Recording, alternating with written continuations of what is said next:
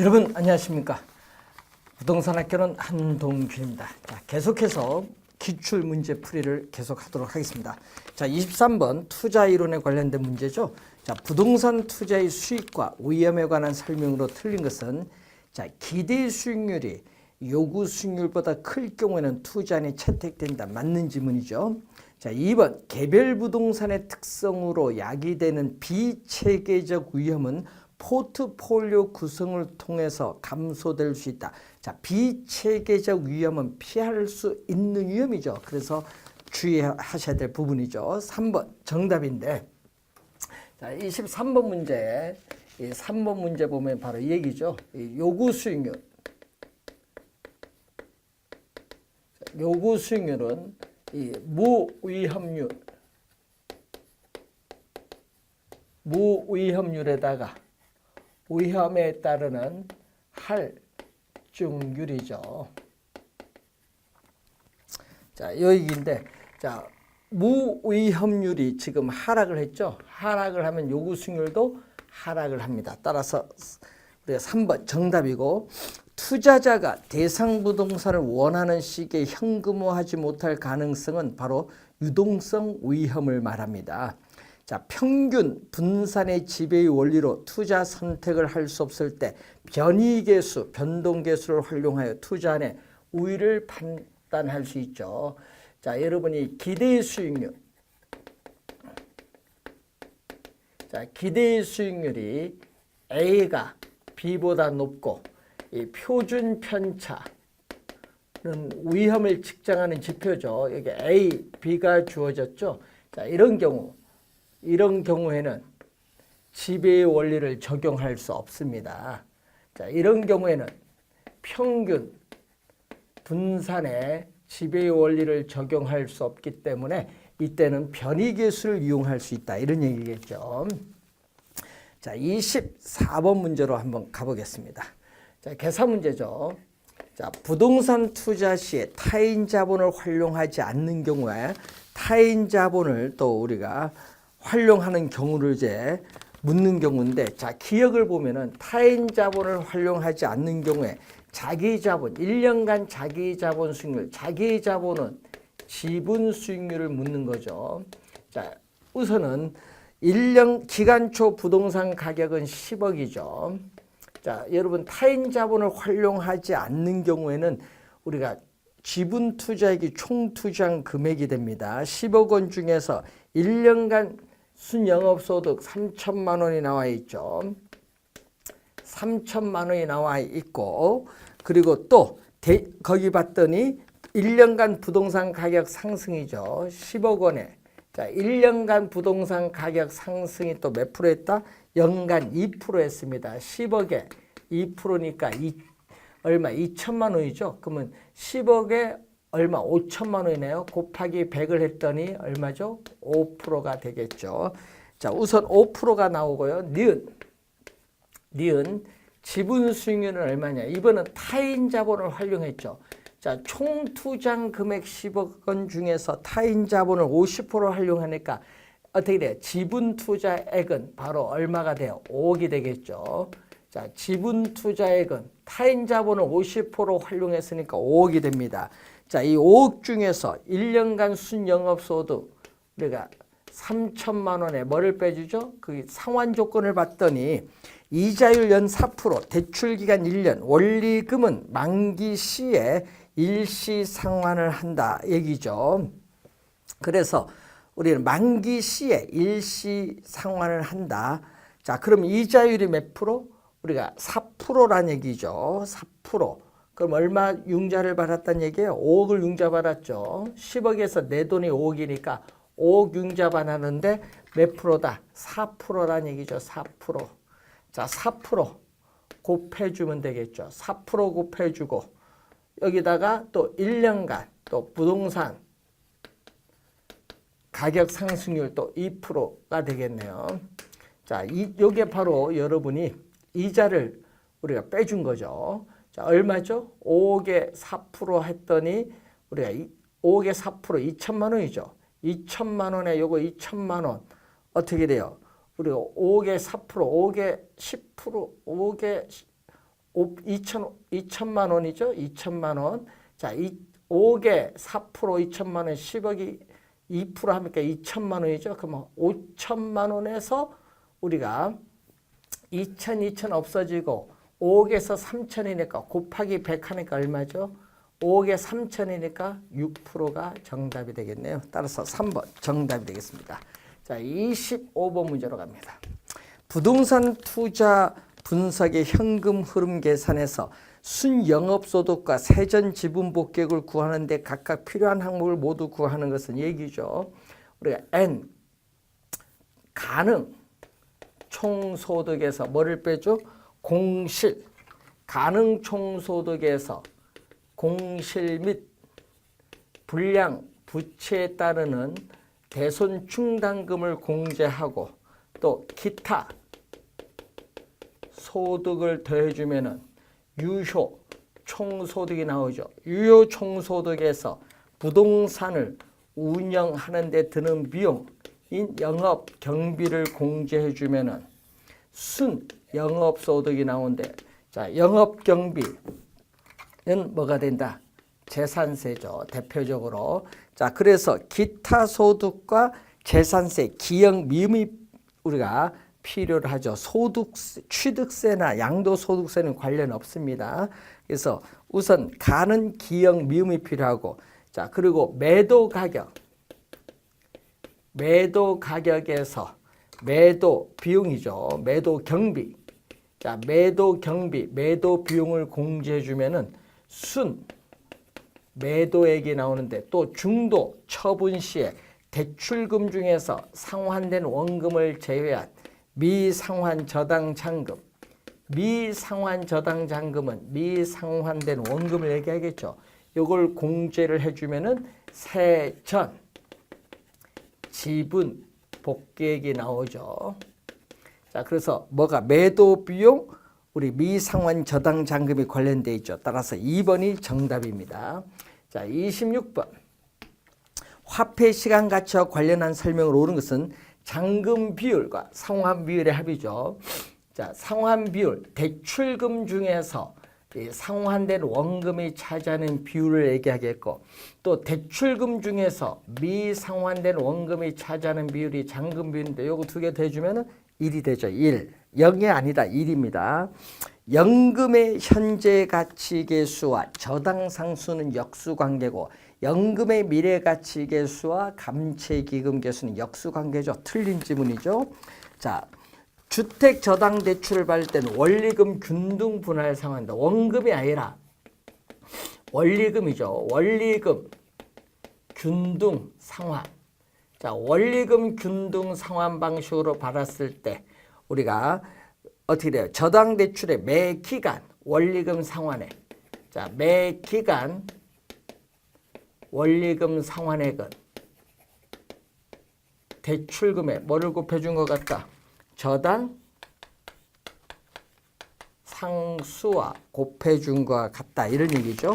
자, 원리금 균등이라는 걸 꼭 명심해야겠죠. 그래서 3번 틀렸고, 원금에 대한 이자뿐만 아니라 이자에 대한 이자도 함께 계산하는 것 당리가 아니라 뭐죠?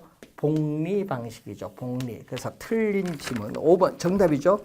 현재 5억인 주택 가격이 매년 전년 대비 5%씩 상승한다고 가정할 경우에 5년 후에 주택 가격은 얼마냐 얘기죠. 그래서 5년 후에 주택 가격. 자, 5년 후에 주택 가격은 현재 5억이죠. 그래서 매년 얼마씩 우리가 5%씩 상승을 하죠. 매년 5%씩 상승하는데 5년 후잖아요. 자, 이것을 우리 뭐라고 하죠? 우리는 일시불의 현재 주택 가격 5억이 5년 후에 얼마가 될 것인가 이 구해주는 계수 일시불에 있어서의 미래가치 계수라고 하죠. 일시불의 미래가치 계수 내가 계수를 곱해주면 구할 수 있습니다. 따라서 5번 정답이 되겠죠. 자, 27번. 자, 부동산 투자 유형과 관련하여 관로안에 들어갈 용어로 옳은 것은 투자 재원의 일부인 부채가 증감에 따라 원금 이자에 대한 채무 불이행 가능성이 높아지며 금리 상승기에 추가적인 비용 부담이 발생하는 경우, 바로 금융 위험이죠. 자금을 융통 발음으로써 생기는 위험입니다. 5번 정답이 되겠습니다. 자, 우리가 8번 문제로 갑니다. 자, 28번 문제 보시면은 다음 자료를 활용하여 산정한 순소득 승수, 채무 불이익률, 세후 현금 흐름 승수를 구하는데, 자, 순소득 승수는 총 투자 금액을 뭘로 나눈 거죠? 영업소득으로 나눠준 거죠. 자, 총 투자 금액이 얼마가 나오죠? 15억이죠. 총 투자 금액은 15억입니다. 자, 이때 순영업소득은 얼마냐?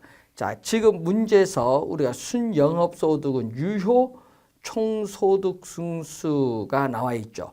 자, 유효 총소득 승수 얼마? 6이죠. 6은 유효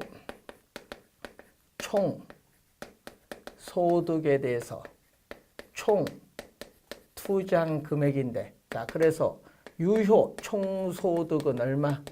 6분의 총 투자 금액 15억이죠. 15억이니까 얼마가 나오죠? 우리가 2억 5천이죠. 2억 5천. 2분의 5, 2억 5천이 나옵니다. 자, 2억 5천이 나오는데 여기서 뭐를 뺀다? 영업 경비를 빼는데, 영업 경비는 유효 총소득 기준 얼마? 유효 총소득 기준 40%죠. 0.4. 40%를 곱해주면은 얼마? 1억이 되겠죠. 1억. 자, 그래서 1억 원을 공제해주면은 영업소득은 얼마냐? 영업소득은 1억 5천만 원이 되겠죠. 따라서 영업소득은 1억 5천만 원이니까 얼마? 10이 되겠죠. 순소득 승수는 10이 됩니다. 자, 그리고 채무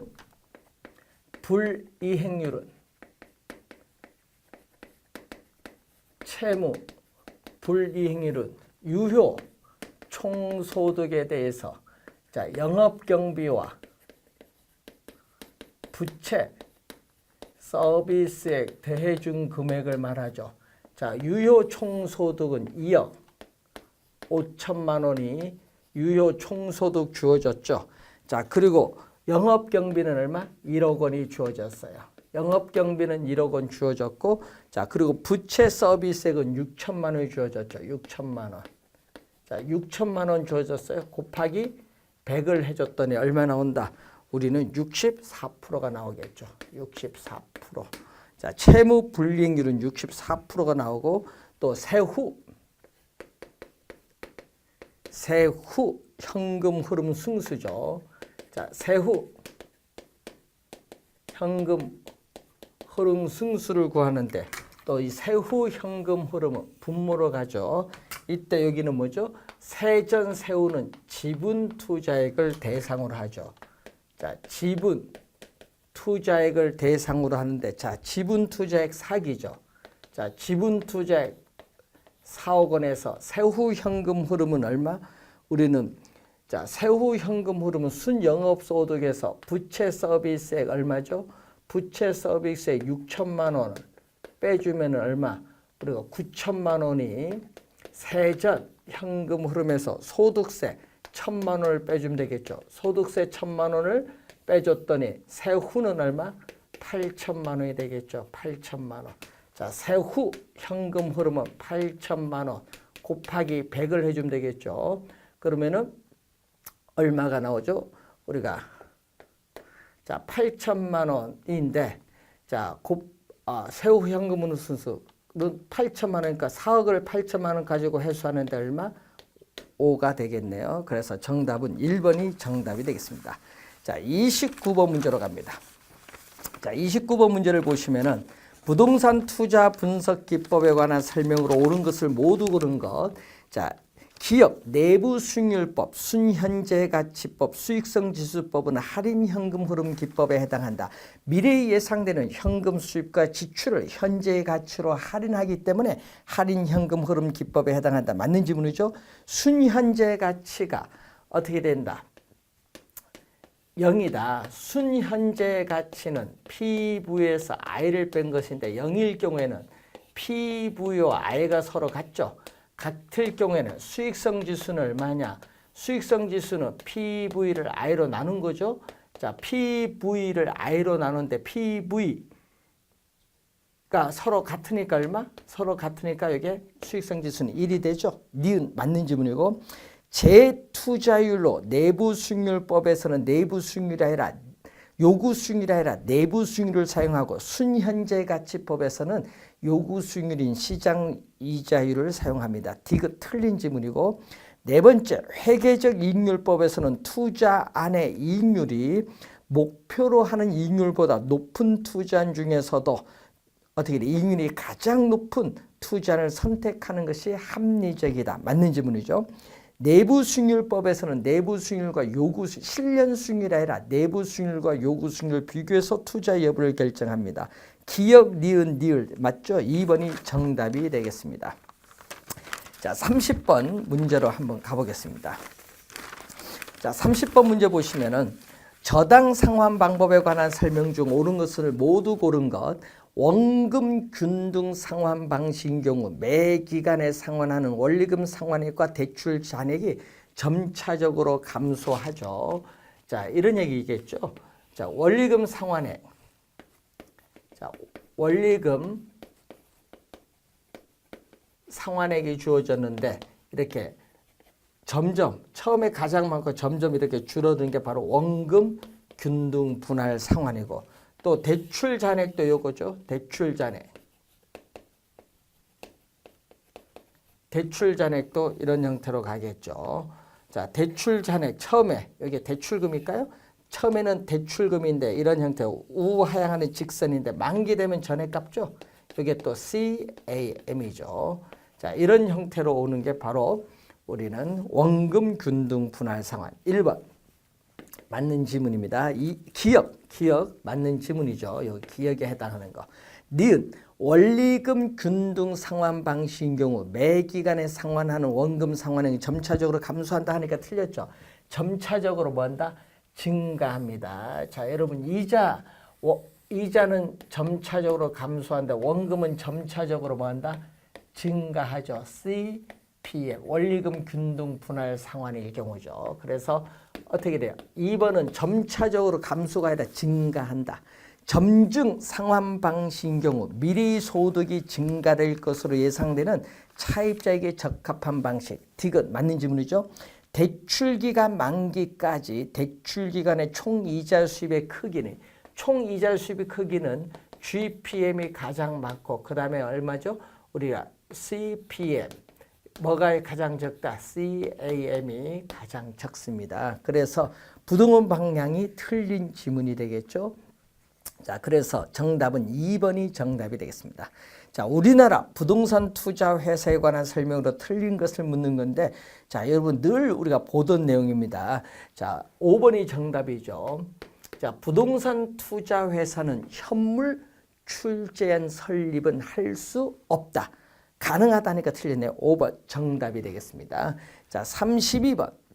사업주가 특수 목적 회사인 프로젝트 회사를 설립하여 프로젝트 금융을 활용하는 경우에 관한 설명으로 옳은 것은, 자, 프로젝트 금융의 상환 재원은 사업주의 모든 자산이 아니죠. 프로젝트 개발 사업의 미래 현금 흐름을 기반으로 하죠. 사업주의 재무 상태표에 해당 부채가 표시된다. 해당 부채가 표시되지 않습니다. 재무 상태표에 해당 부채로 회사채를 발행하는 것이 아니죠. 해당 프로젝트가 부실화되면 대출 금융기관의 부실로 이어질 수 있습니다. 채권 회수엔 영향이 없다는 거 틀렸죠. 일정한 요건을 갖춘 프로젝트 회사는 법인세 감면을 받을 수 있습니다. 4번 정답. 프로젝트 사업의 자금은 차입주가 임의로 관리하는 것이 아니라 부동산 신탁회사의 에스크로우 계정에서 자금을 관리하죠. 그래서 틀린 지문 4번 정답입니다. 33번. 지분금융에 해당하는 것은 부동산 투자회사 니츠고 나머지는 전부 부채금융, 타인 자본을 조달하기 위한 금융인 부채금융에 해당합니다. 3번 정답이 되겠습니다. 자, 34번 문제를 한번 가보겠습니다. 계산 문제죠. 자, 34번 문제 보면 A씨는 8억 원의 아파트를 구입을 하기 위해서 은행으로부터 4억 대출을 받았다. 은행의 대출 조건이 다음과 같을 때 A씨가 2회차에 상환할 원금과 3회차에 납부할 이자액을 순서로 나열한 것. 단 원리금 또 균등 분할 상환이다. CPF. 자, 원리금 균등 분할 상환인데 연단위 매 기간 말 상환하고 있다. 이런 얘기죠. 자, 그러면은 1회차 우리가 원리금 상환액을 보면은 매년 원리금 상환액 매년 원리금 상환액은 대출금 4억 원에 뭐를 곱해주죠? 저당 상수를 곱해주면 되는데 지금 저당 상수가 0.087이죠. 0.087이 주어졌어요. 요걸 곱해줬더니 이제 얼마? 3,480만 원 나오죠. 3,480만 원이 나옵니다. 자, 이때 1회차 먼저 뭐부터 구한다? 이자부터 구하겠죠.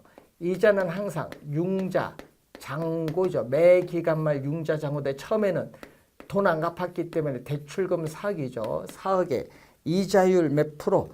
우리가 이자율 연 6%죠. 4억에 6%니까 2,400만 원이죠. 2,400만 원이 이자입니다. 자, 그럼 원금은 원리금 얼마? 3,400만 원에서 이자를 뺀 거죠. 뺐더니 얼마? 1,000만 원이 원금이 되겠죠. 1,000만 원, 1,080만, 3,480이니까 3,480만이니까 1,080만 원이 우리가 1,080만 원 원금이죠. 자, 2회차에 이자는 얼마냐? 이자는 융자 잔고가 나와야겠죠. 융자 잔고는 대출금에서 4억에서 얼마를 빼낸다? 1,080 갚은 돈 원금 1,080만 원을 빼겠죠. 자, 뺀 거에 또 몇 프로? 6%를 또 곱해줘야겠죠. 자, 그러면 곱해주면 또 얼마가 나오냐? 2,300 우리가 35만 2천 원이 나오겠죠.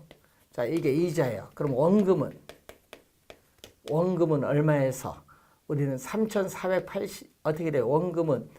원금은 이제 요 이자 원리금에서 원리금 3,480만 원에서 이자 요걸 빼주면 되겠죠. 자, 빼줬더니 얼마?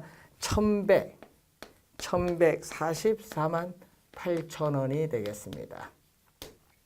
자, 그래서 이제 원리금에서 또 이자를 빼주면 되겠죠. 자, 그러면 3회차에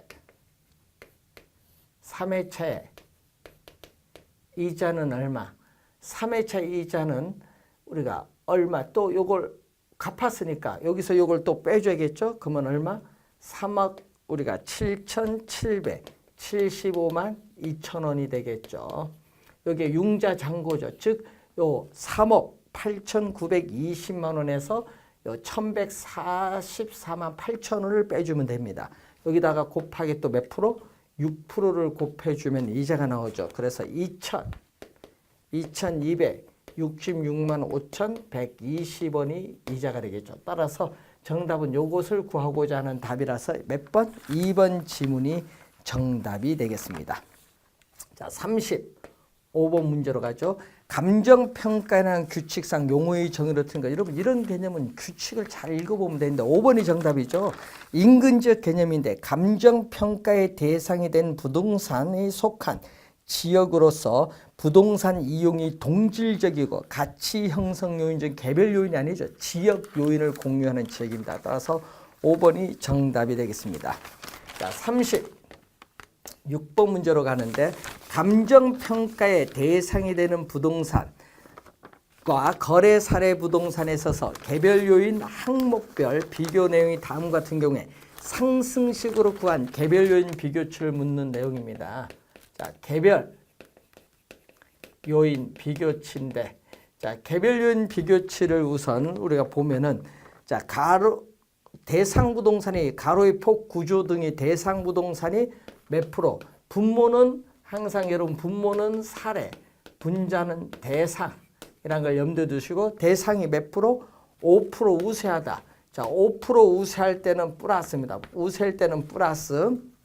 자, 고객과에 있어서의 유동성과의 적합해서 대상 부동산이 또 3% 뭐 한다? 열세일 때는 또 마이너스. 자, 형상 및 고조는 동일하니까 비교할 필요가 없죠. 자, 그리고 또 뭐가 나오죠? 행정상의 규제 정도에서 대상 부동산이 4% 뭐다? 우세하다. 이렇게 나오죠. 그럼 여기 얼마가 나와요? 1.05 곱하기 0.97 곱하기 1.04를 해주면 되겠죠. 해줬더니 1.059가 우리가 나오는 거죠. 1.059 4번 정답입니다. 자, 37번 문제로 갑니다. 자, 부동산 가격 공시에 관한 법률상 표준지 공시가 효력 네 가지가 있죠. 토지 시장의 지가 정보를 제공하고 일반적인 토지 거래 지표, 기역, 니은 두 가지가 정답이죠. 자, 여러분 또 두 가지가 뭐죠? 국가, 지방자치단체 등이 그 업무와 관련하여 지가 산정 기준이 되고 또 감정평가업자가 개별적으로 토지를 감정평가하는 경우에 기준이 된다 얘기죠. 디귿, 니을은 틀렸네요. 그래서 1번 정답입니다. 38번 감정평가에 관한 규칙상 관련에 들어갈 내용인데 원가법은 뭐를? 원가 방식은 비용성의 원리에 기초를 하고 그리고 비교 방식에서는 시장성의 원리한 기초한 감정평가 방식 및 또 뭐가 있다? 공시지가 기준법이죠. 이 공시지가 기준법에 대한 내용입니다. 그래서 또 되고 디귿은 수익 방식에 대한 내용이죠. 4번 정답이 되겠습니다. 공시지가 기준법입니다. 자, 39번 문제로 갑니다.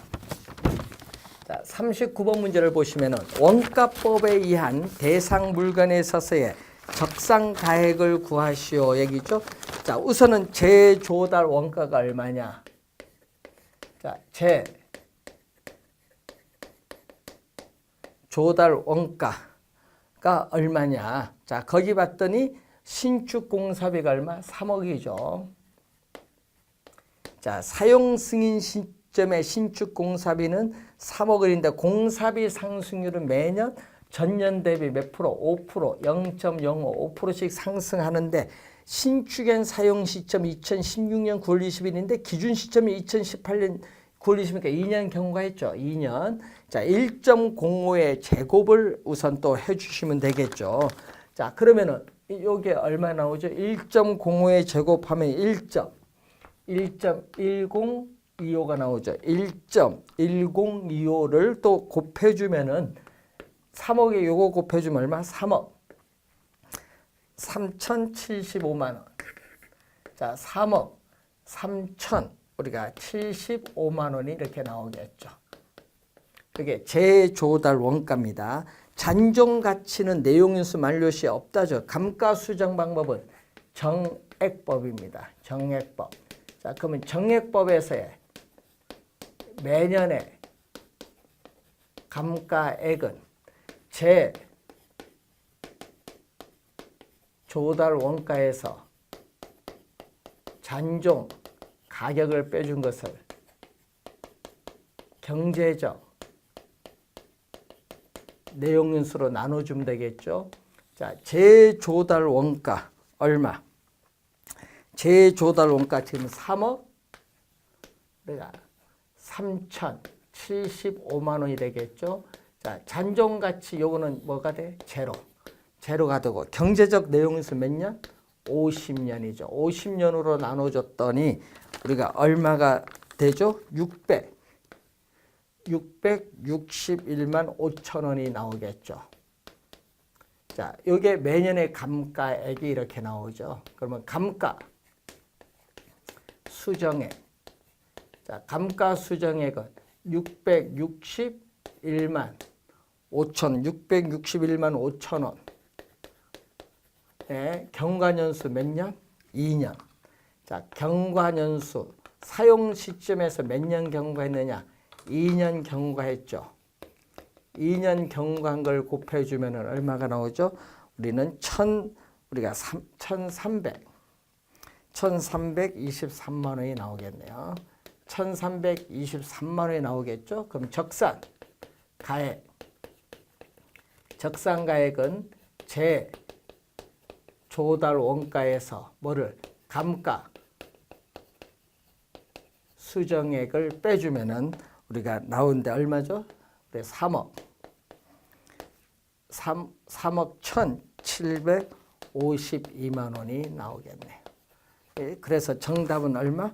우리 4번이 정답이 되겠습니다. 자, 40번 문제로 갑니다. 다음 자료를 활용하여 우리가 거래 사례 비교법으로 구한 대상 물건에 있어서 대상 토지의 감정 평가액을 구하는 거죠. 자, 대상 토지의 감정 평가액을 구하는데 얼마죠? 대상 토지의 감정 평가액은 지금 문제에서 얼마가 나와 있어요? 3억이 나와 있죠. 자, 거래 사례 가격 3억 원이 나와 있습니다. 자, 우선은 지가 변동률이 3월 1일을 100으로 봤을 때 몇 프로 올랐죠? 우리가 4% 상승했다. 상승하면 뭐가 되간다? 플러스가 되겠죠. 상승하면 플러스. 자, 지역요인은 대상 토지는 거래 사례 인근 지역에 위치하니까 지역요인 비교할 필요가 없고 개별 요인 비교하는데 개별 요인 대상 토지는 거래 사례에 비해서 5% 열세다. 열세일 때는 마이너스죠. 자, 그리고 또 면적이 다르죠. 면적은 어떻게 돼요? 거래 사례는 100인데 대상 토지는 120이죠. 120. 자, 이걸 계산을 해주면은 우리가 구하고자 하는 답이 나오겠죠. 그래서 정답은 얼마? 3억 5천. 그리고 568만 원이 구하고자 하는 답이 되겠죠. 따라서 4번이 정답이 되겠습니다. 자, 여러분 거래 사례 비교법에 관련된 또 유형의 문제가 나오는데, 자, 문제는 이렇게 평이하게 우리가 늘 보던 유형의 문제로 출제를 했기 때문에 여러분은 체감 난이도는 평상시 모의고사 비슷했을 것이라고 여겨집니다. 자, 여러분 다시 한번 합격하신 분들 축하드리고 또 떨어지신 분들에게는 심심한 위로의 말씀을 드립니다. 수고 많으셨습니다.